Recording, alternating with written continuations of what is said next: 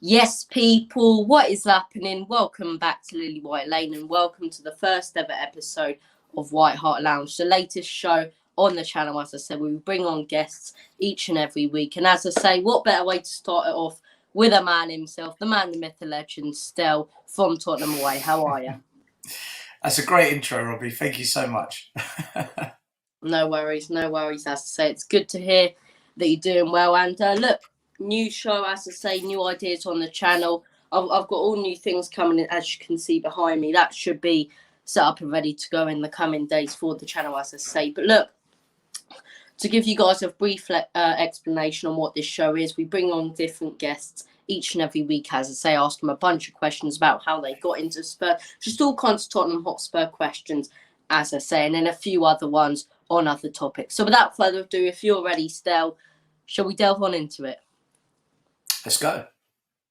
All right, so the first question, and I think I'll start off with this one, as I say, is how did you get into football overall? You know, how did your interest in football begin? I think like everyone else, you're young, someone gives you a football, you kick it with your toe, it goes somewhere, and then you do it again, and then 4 or 5 years later, you're playing with your mates in a playground, or you're playing in a local team, and it's just it's that first time someone gives you a football. Yeah. That's where it all begins, and then you then find a passion for a football club, and mine happened to be my local team, Spurs. So that's how I guess it all began for me. I mean, yeah, definitely. You know, most people, as I say, my love of football started from just kicking around the ball. I remember it now when I got my first proper football, because I was playing with my mates. Well, I say mates, you know, they were just family friends or whatever when I was a lot younger. And I remember when I got my first ball, and every single day, the entire day, every day, just kicking it against the wall, just trying to get good at football and everything. And me growing up, looking at the likes of Harry Kane and Heung-min Son on telly and Jan Vertonghen and all of these players. And when I was younger, the likes of Gareth Bale and Luka Modric, as I say, and just saying, I want to be like them when I get older. I want to be Luka Modric. I want to be Bale. But look, it's good to hear that, as I say. Speaking of how did you get into football exactly, you mentioned there, as I say, Tottenham are your local team, but how did you begin expressing that love for Spurs, as I say, like us Spurs fans do? Just how did you begin loving the club? Before I answer that question, just listening to you talk, how you fell in love. So as you know, I've been a coach for over 10 years. I've done a fair bit in coaching, and I've got a good relationship with Spurs, and actually, I shouldn't say it, but with Arsenal and a few other clubs as well. But my job is to help feed players into clubs. Just listening to you talk, Robbie, just brought a warm glow inside me, because that's what I see every weekend and every week when I'm working. So to hear you talk like that, it's like, oh man, it's just great. So yeah, that was nice. That was nice to hear you say those things. Why did I fall in love with Spurs? Well, funnily enough, I think I was 8 or 9 years old, and my granddad was a Spurs fan. So his son, my uncle, he was a Spurs fan. And I was round theirs, and it was the 1987 Cup final when Spurs lost 3-2 to Coventry. Don't ask me why, but I was a Coventry fan for 1 year, because when I was collecting stickers, the first team that I collected all the stickers for was Coventry. So as a kid, I'm like, right, I support Coventry. And when Spurs lost to Coventry, I was jumping up and down and cheering. And I think my granddad and my uncle were going to batter me. So I felt so bad, because they were really upset. I felt so bad. I thought, no, I support Tottenham then. Because when you're a kid, you don't really know. So I said, all right, I support Tottenham. And then when I was 11 or 12, I went to my first ever Spurs game, and we were losing 1-0 or 2-0 to Southampton. And at the start of the second half, we scored 4 goals in like 4 minutes. It's a record. Like, it's the most goals scored in so many minutes. And Nicky Barmby scored. And I'll never forget how that felt, because we used to stand in the stands back then. Yeah. And I was covered in chips and coffee. And, oh, Robbie, I came back from that game with so much.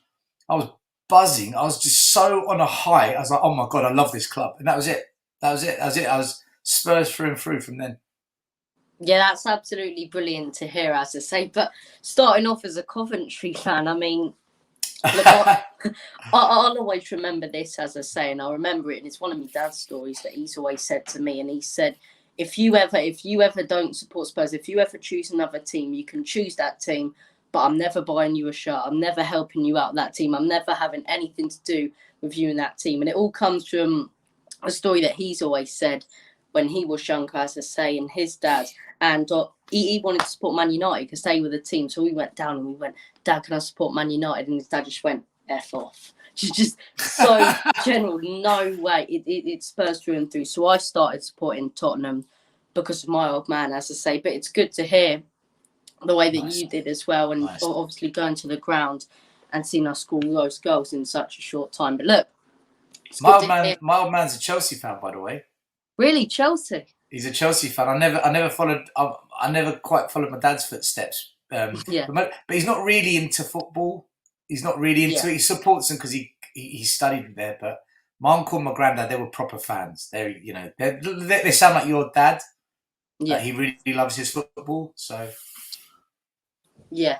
Yeah. As I say, I've been brought up to love football, and I've always liked other things, as I say. But my dad's always tried to get me really into football my entire life, as I say. And it's one of those things in the family. His dad supported Spurs, and then obviously, I didn't really have a choice, and I'm really glad that I do support Spurs because you play for a team, right? You play for a team. You play for a team, don't you, Robbie? I used to play for a team in my local area, as I say, but I haven't for the last couple of years or so. In all honesty, I used to play for one. As I say, in my local, I used to play for Aylesbury and in a bit of Bedgrove, but I decided not to, as I say. And it's one of those things that I'll definitely still get into joining the team. But it's one of those things where I've never really had the motivation, and it's always been bad on me and something now that I look back on a bit. And I am going to get back into it, as I say, as soon as possible. Yeah. I'm looking at teams now, but I've always said it's one of those things where I'd have the bright idea, I'd want to do it, but at the time, football wasn't my main interest. I'd be interested in loads of other things. So I wouldn't really, it was sort of playing for the sake of playing when I didn't have the passion years ago. But now I have, such a love for the game and understand. You're a YouTuber now. You're too busy, Robbie. You've got to focus about your YouTube career.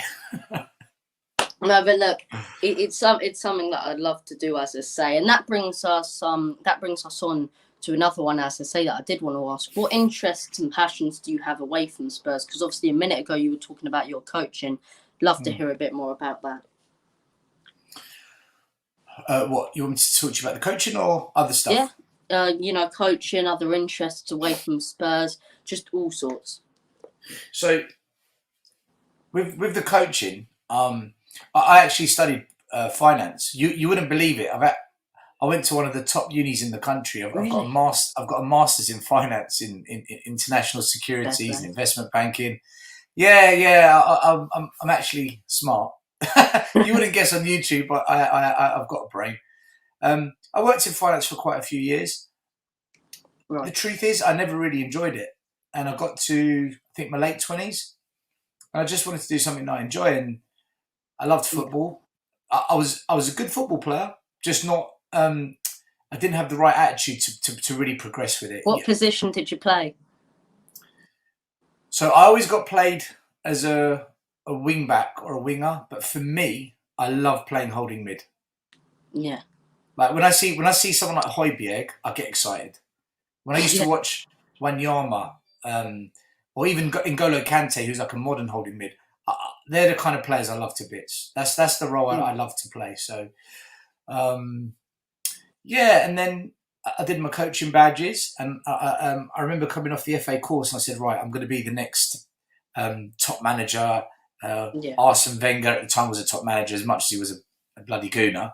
He was a top manager. I thought I'm going to be next Arsene Wenger, next Pep Guardiola. And I was absolutely crap. I was so bad. And then that was the reality of, do you know what? This isn't easy. And then 3 years down the line, I was all right. I think it probably took me about 6-7 years to really become confident in saying, you know what? I'm actually all right at this. Now I've been doing it for about 10-11 years. I'm very confident. I like to believe I know what I'm doing now. And the teams that I coach, the players I develop, they're getting signed up into pro clubs. They're getting academy contracts. we're winning trophies left, right, and centre. It's because I've become good at what I do now. I think so. Yeah. Well, it's not. I think I know. It's because I'm actually good at it. I wouldn't say I'm like this amazing coach, because people like Nuno, Poch, even AVB. Okay, he wasn't the best. They're on a different level. They're on a completely different level. But football's football. The idea, the thinking is similar. It's not too far off. So yeah, I just ended up doing something that I loved, and it's become a very popular academy club that I run now. And yeah, look, you know what? I could do a lot better if I really wanted to financially, but I enjoy what I do, Robbie. I like it. I'm happy in that space, and I don't think you can buy happiness. I think that's something you've either got to. You can make loads of money and buy things that make you feel good for a few days, a few weeks, a few months, but unless you really enjoy what you do, I think you're just going to end up going through your life. Maybe this is a message for you as well, because you're a young lad. Yeah.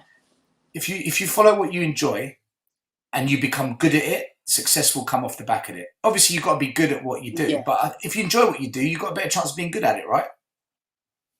Yeah. No, you're absolutely spot on there, as I say. And you're talking so much sense there. I'm sort of just, I almost went into a word of my own there and forgot that I'm actually Go on for the it. podcast the way that you're talking. But do it, mate. Do it. Look, as I say, it was brilliant to hear all that, as I say, about coaching or something, because I've always been, and this will sound strange, but I've always been, since I properly understood football, more fascinated with sort of coaching and tactics and that side of the game than I actually have been a player. People would be like, all my mates are saying, that, when they want to get older, they want to be the next big footballer, or they want to be, they want to be a professional, and it's some of my mates' dreams, some of my close mates. Some of them are actually all right at playing football, and they've always said, yeah, it's sort of my dream to become a pro. And they were like, and they've always said to me, would you ever want to become a professional footballer or something? And I'm like, if I was really, really talented in that aspect, then it'd definitely be something that I'd go into. But in all honesty, and I'll admit this now, I'm not an amazing footballer. I'm not brilliant at football, and I've always been, if I ever do get in, to the business of football more so when I get older, I'd love to be involved in coaching and whatever, and sort of the managerial side of things. So it's always been something that I've been interested in, and just listening to you there, as I say, has really, really, really been good. Do you know one thing I wish I did looking back? When I went to do my masters in finance, my lecturer, she actually pulled me to one side and said to me, why are you going to do a master's in finance? All you ever do is talk about football. Every project we give you, you relate it to football. Yeah. Do something to do with football. And she actually found me a course. I think it's UEFA. They do this master's course where you spend 3 months in Milan, 3 months in Leicester, and 3 months in Switzerland. And you actually learn the business of football. And off the back of it, you can end up going into things like a football agent, a director of football at Paratici. You can actually go into working in football, but not necessarily a footballer. So that's one thing I kind of wish maybe I should have done. But yeah, maybe listen, as soon as you're 16, you're allowed to start doing your coaching, Robbie. Yeah, it's something that I do definitely want to go into, as I say. But as I say, listening to everything you've said there has really meant a lot, as I say. So absolutely brilliant listening to you there, as I say. And that'll take me on to something else, going sort of back to the Tottenham side of things. What's your favourite Spurs memory? The Spurs memory that you cherish the most out of all your Spurs memories, as I say, being a Tottenham fan. The one you cherish the most. That's a great question, isn't it? That's a great question. First of all, I'm going to say a quick shout out to Brian Daigle, because he's watching. He's in the comments. Say hello to Brian. Big up Brian, as I say. I think I've got two for different reasons. So, my first ever game, I can never ever forget that coming back and scoring 4 goals, and just so in the old. Did you ever go to the old stadium, Robbie? I actually didn't have a chance to. I went there for a stadium tour, but my first game was when I first at Wembley.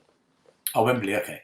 So in the old stadium, we used to have, in the East Stand, we used to have just in front of where you actually go into the stadium to take your seat, there used to be a long row, and it was called the shelf, and it was standing only, and then all the seats would be in front.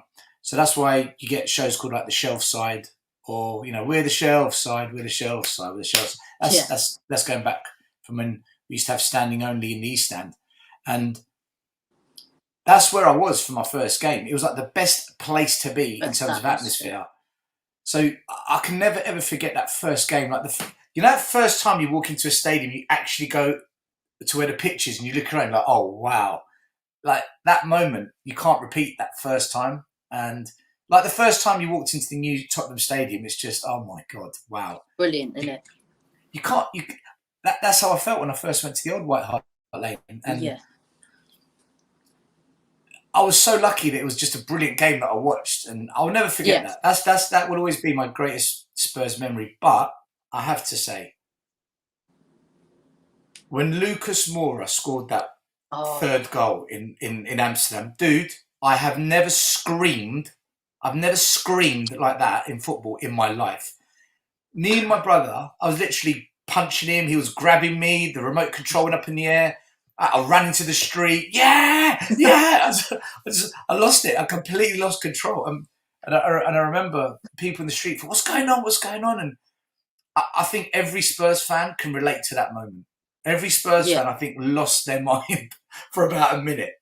So that will always go down as a just an unbelievable memory. Always. I'll tell you something funny now. I remember during that Ajax game, me and my family didn't have BT Sport, so we managed to find,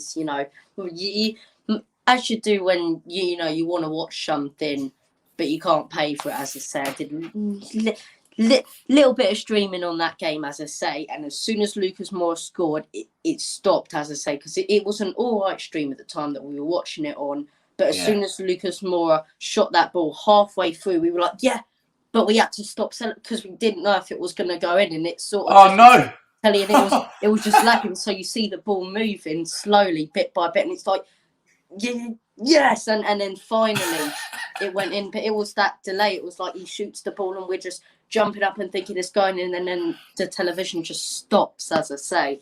But no, that was absolutely brilliant. Unbelievable timing. Unbelievable timing. Game.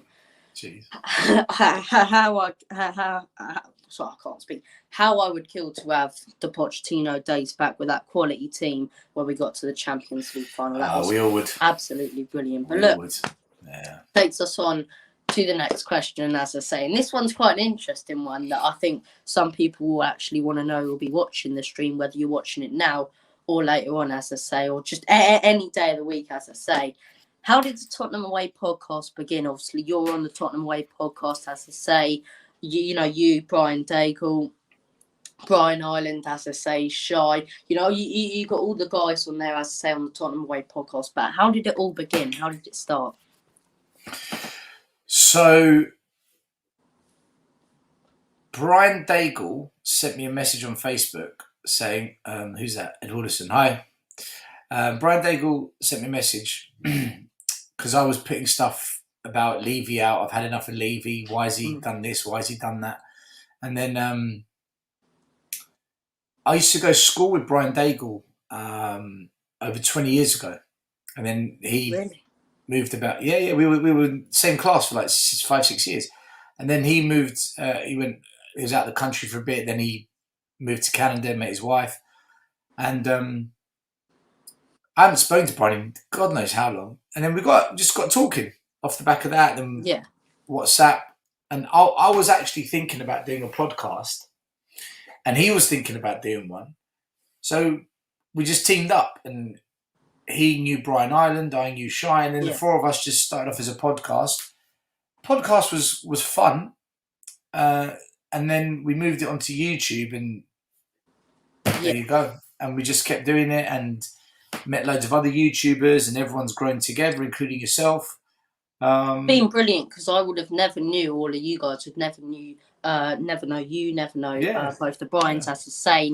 Obviously, you guys on the podcast have helped me out so much. As I say, I remember I went on one of your first ones on YouTube, as I say, and just to see the way, you know, you bring on all these brilliant guests to the podcast and the numbers you get and everything, and just the brilliant content on there. It's been brilliant to see, as I say, It's all brilliant right. to see it grow so I much. got to quickly say, Robbie, we've had to split the podcast a bit because Brian in Canada and us in England, the time zones have been so difficult. Right. So what's happening now is Tottenham away is still carrying on, but it's going to be me, JP, Iggy, and Shy.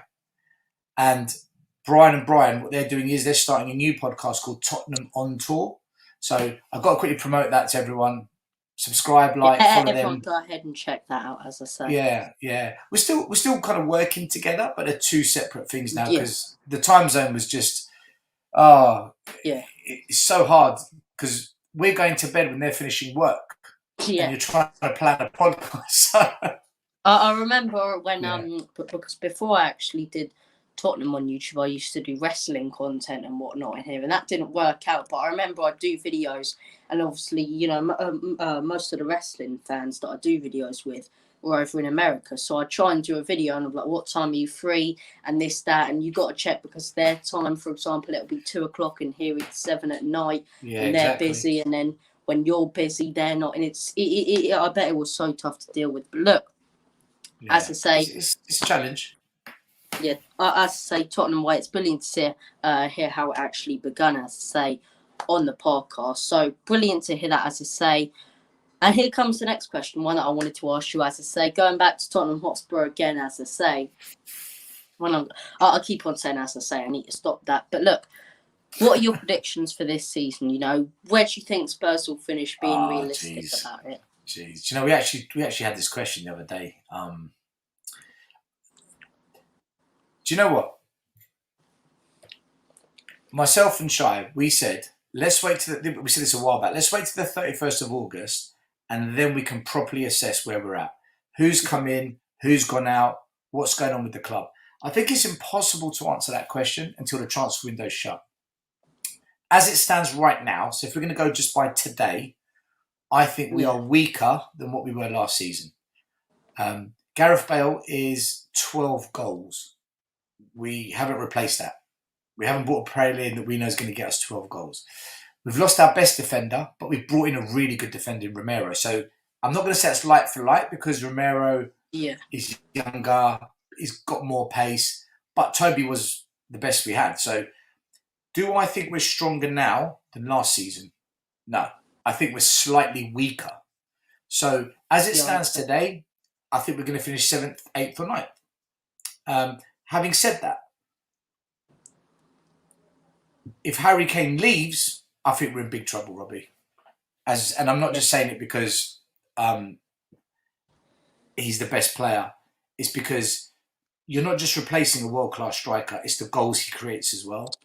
Yeah. We would need to go and buy at least 2 players, maybe 3, to replace him. And I don't know if you saw, but the Aston Villa chairman, he put a video out yesterday. And one of the things he said was, when we sold Grealish, we spent the money buying not 1 player, but 3, because they've got the qualities to replace Grealish. I think we as Tottenham might have to do something very similar. We're not going to find a Kane. We're not going to spend all the Kane money on 1 player. But we can go and buy 3 top players for 45, 50 million pounds each and kind of replace what Kane gave us. But are we going to have the time left in the window to go and get those players? Look how long it took to get Romero done. So as it stands now, I think we're slightly weaker. If Kane goes, I think we are in major trouble. If Kane stays and we bring in 1 or 2 really, really good players, Robbie, I think we'll be knocking on the door of top 4. I don't think we'll get it, but we'll definitely be in the conversation. Yeah, look, personally, I think, you know, everyone's got their own opinions about the Harry Kane situation. It's the most I've seen the fan base divided on the situation at Tottenham Hotspur in my life. It's mental, right? But what I will say is, do you see no chance of Harry Kane staying? Because I've heard you say, as I say, on Tottenham way before that, you know, you've personally said this. I've said since like day one of the summer, Harry Kane's going to be going. As I say, I don't think he'll stay. Do you see no chance or no way in hell, as Vince McMahon would say, that Harry Kane stays at the club? Oh, Vince McMahon. What a legend. We need him to run Spurs, not Levy. Look, there's always a chance. You know, just because I say it doesn't mean I'm going to be right. But I'm very confident Harry Kane will leave. I've just seen it all happen before, Robbie. I've been supporting Tottenham long enough to see this happen time and time and time and time again. I don't see anything different this time. The only sticking point this time is, with all the other players that left, there was actually a buyer prepared to pay the money that we wanted. Yeah. I think what will end up happening is Harry Kane will go for slightly less than what we want, but it will include a player or maybe some kind of structure that if Harry Kane wins the Champions League or if Harry Kane wins the Premier League, we get an extra £20 or £30 million bonus, something like that. So I just think it's gone too far now, Robbie, because he doesn't want to be at the club anymore. He doesn't want to play with the players that we've got anymore. And he's lost faith in the way the club's being run. That doesn't change unless you change the whole squad and you change the chairman. So that's not going to change for me. So that desire to not want to be at the club, it's clear.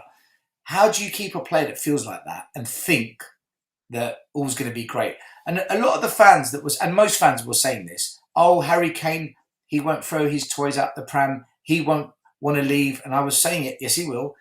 Those same fans that I was trying to have this argument with, they're now saying to me, if he does stay, he'll be a professional. He'll be the best he. No. This is. Yeah. I think they kind of misjudged it before, and they're going to misjudge it again. The problem we've got though, Robbie, is we cannot sell him on the cheap just because he wants out. We can't. Yeah. On this side of things, I agree with the club and Levy.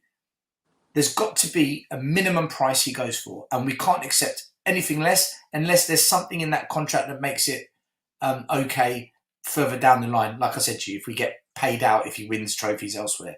Yeah. I just think it's a very, very difficult situation that we've never been in before, because we've got a player that doesn't want to be there that we can't get rid of at the moment because no one's prepared to pay the price. But then we can't keep a player at the club that doesn't want to be there, and it might disrupt the current squad. So it's a very difficult one, this, Robbie. It's one of those situations, and I've made my opinion on it. It's one of those situations where, obviously, I've said myself, there's no point keeping Harry Kane if he doesn't want to play for the club.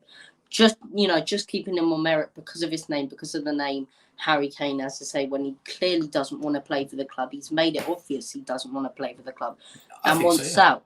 But at the same time, he can't keep kicking off, and he is kicking off, as I say, and throwing a hissy fit, in my opinion, about the situation. And this is just my thoughts and opinions.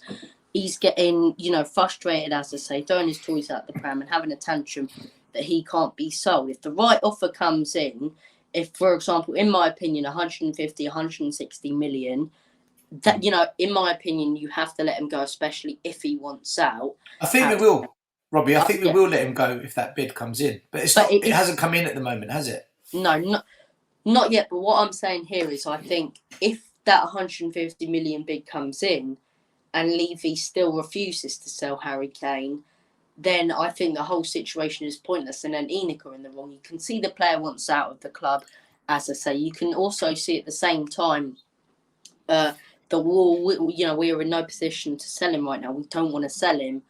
But if a big offer comes in, the player doesn't want to play for the club, and there's a good amount of money involved, I think that's a deal that we would have to accept if that offer comes in. But right now, if they're asking for 100 million, no, I don't think we accept that. It don't matter what Harry Kane thinks about the situation. As I say, over in Florida, as I say, if he can't be sold, him and Charlie Kane can go and sit next to Mickey Mouse, as I say, in Disneyland, and have to fight out the situation. But he shouldn't go for 100 million. Some people say that Tottenham is the Disneyland of England, Robbie. It definitely makes sense, especially with the with what fans calling it Levy Land potentially coming in the next few years. That's it, Levy Land. Yeah. enough about that. As I say, do you want to ask you one more question? What are your future ambitions on YouTube and in general? As I say, your future ambitions. Yeah, look, for me, I don't have ambitions on YouTube. I never ever got into YouTube because I wanted to become my career, and I wanted to depend on the money that I make from YouTube to fund my lifestyle and uh, you know feed the family and things like that. I do it because I'm a football fan Yeah. and I'm a coach that loves the game. Like I told you earlier, I do what I'm passionate about. That's why I do this. I don't think I've truly fulfilled what I'm capable of on YouTube in terms of what I know. I seem to get in too many arguments, unfortunately, when people have different opinions, and I am learning how to manage opinions, and it takes time. But at the same time, there are some idiots out there as well. There's just some idiots, just they're looking for it. So Yeah. I just want to keep going, keep doing what we're doing. We'll see where it goes. I've got a couple of ideas for some new shows. Let's see what happens. But I'm just happy talking about Spurs. Like even now, just chatting to you, Robbie, just Tottenham related. Just happy having a chat about football and Tottenham. Is don't care whether money comes in or not. If money does come in, great. I've got nothing against it. Yeah. I've got nothing against people that do make money out of it. If it's there and people want to pay it, why would you be? You'd be a bit silly to say no, thank you. Yeah. Outside of Tottenham away, well, we're growing the club at the moment. We're just going through a bit of a revamp because of COVID, a bit of a reboot, should I say? I'm working on launching a new. I'm quite business orientated. I like business. I like the process of it. So I'm currently working on a new business venture that I can't just talk about just yet. And I like, outside of like work and let's call it money and activities like that. Yeah. I really like cooking. I'm a badass cook, Robbie. Right? I'm a good cook. I like cooking. I love traveling, which has gone to pot because of COVID. I haven't done no traveling. I'm very lucky. I've seen a lot of the world. I've seen a lot of countries out there. There's so much to see out there. If there's one thing I'd ever recommend to you to do in your life, just travel and just go and see what is out there in the world, because you'll be blown away. There's amazing things to see and experience, and always try and visit somewhere different. And you don't have to go far away. I've been far and close. Some of the best places are right here in Europe. There's loads of, and there's always like you'll always find football wherever you go. I've noticed that as well. Wherever you go, you'll always find some football, which is great. Other than that, Robbie, if you don't mind me asking, what's the most interesting place and the place that you've most enjoyed visiting? Japan. How'd you go? Like amazing. Tokyo or whereabouts? Tokyo, Osaka, Kyoto. I want to go back and visit the north, but what a country that is. The people, the food, their attention to detail, their craftsmanship, their creativity, and their absolute nutters, Robbie. They're absolutely bonkers, the Japanese. We as Spurs fans, we fit in perfectly over there. I'm telling you, they like us because we're just like them. We're mad. But the most important thing, though, Robbie, is family. Family first, always. Never take your eye off that. Mum, dad, brother, sister, always number one. Yeah, definitely, completely spot on there, as I say. But we are going to wrap up the I nearly said podcast. It's not a podcast. We're going to wrap up the show. If you did enjoy the show, please smash that like button, hit the subscribe. I've got a question for you, though, Robbie. I've got a question for you. Go ahead.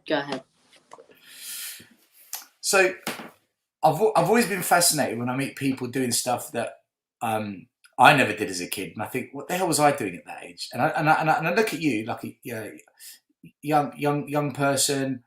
You talk well. You're engaging with adults and having it's quite a mature conversation. Let's be honest. And you're running your own channel. It's what has made you be quite a proactive young individual? Because there's a lot of people your age out there, Robbie, that are lazy or just want to be on the PlayStation all the time, or they're not really doing anything other than going to school, coming home. You seem quite a forward-thinking young guy. And what's made you like that? Who do you give credit to? Is it you? Is it your parents? Are you just always been like that? Look, first I want to say thank you for the comments you just said about me there. As I say, I do really That's appreciate true. that. But look, it's one of those where